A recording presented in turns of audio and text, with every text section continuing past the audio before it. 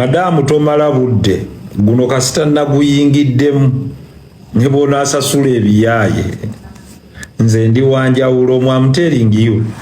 Ebya Hajjat byo byeyongeredde ddala okubeera obubi. Honorable Muhammad Nsereko wavuddeyo naye n'afuna interest mu musango guno ogwa Hajji yakwata Muwalawe ssaawa zino eno ng'ali mu kkomera ekigo. Mwana wattu ne Honorable afunyeemu interest naye n'avaayo okubeera ng'awolereza boy child. Mutabani wa Falaawo atandise ofuna abantu ab'enjawulo abagezaako okubeera nga bamuyiirawo omubiri. Honorable Nsereko mukambwe mu lwaki mbeera mwogere katambi konna kankakuwa okuva gye yatandikidde okubeera ng'ayogera paka gye yakomekeredde osobola okuwulira kati side kijoli oli side ya Hajjat oli side ya Hajji oli side yani akatambi konna keeka naye nga sinabera nkakuteako kankusaba mbe subscribing and SMS media tujja kwera ngo missing updates na ddalanga zino jakakasa nti buli gw'obadde okubira naye amanyikiddwa ne bw'obadde osasula to destroy this man's image mu mawulire.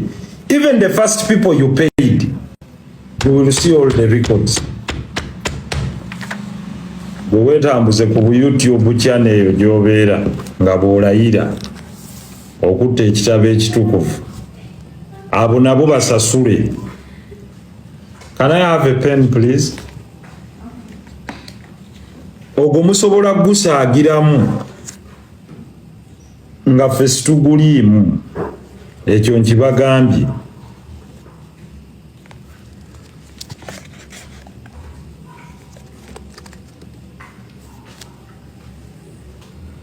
Thank you. Very good. Obwo buziga bw'emmese bwe baali beekaabye buziga bw'emmese bwennyini. To con the public. So, we have written eri embassies zino ez'enjawulo zigenda kutubuulira ani yali agezaako okutrafficking omwana ono. This is not small. We want immigration etubuulire mu file ky'omwana ono we yafunira passport and what the purpose was.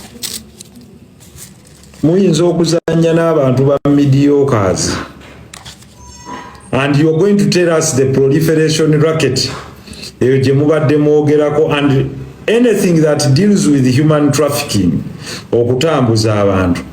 Even WhatsApp can give us the records of your conversation.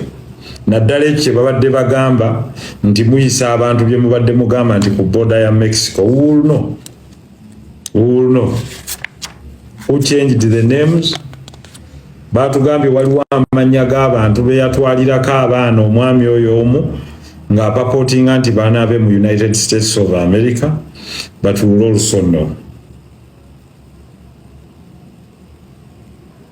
We will also know.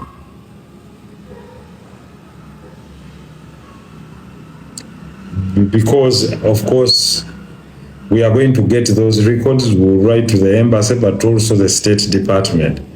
But wulire in which capacity kubanga records tuzina ng'omukulu agamba nti alina capability okutwala abaana b'abantu n'abayita ababe ne babawo obutuuze mu America. Nga kwabadde asinziira to destroy this man's home. Imagine. Ebyo byonna wandibikoze, but not to get this man in prison on trumped up charges and then you ask for his land.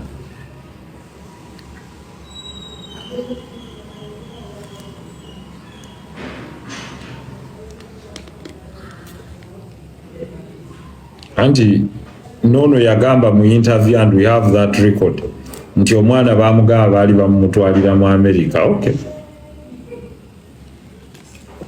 ajja tubuulira oba yali asabye ku visa oba yali amuyisa mu lyato oba yali agenda muteeka mu jja atuuke oba ebirala. Anyway, finally obujulizi obuviira ddala ku any witness who is a self-confessed criminal tebugibwako nga bonoga nti hadithi oyo aba tekyamugibwako.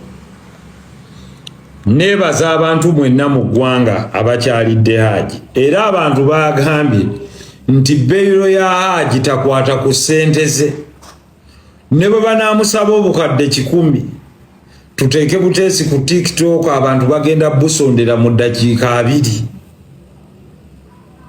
ne bwe banaaba abantu 1,000 bagenda busonda babuweeyo.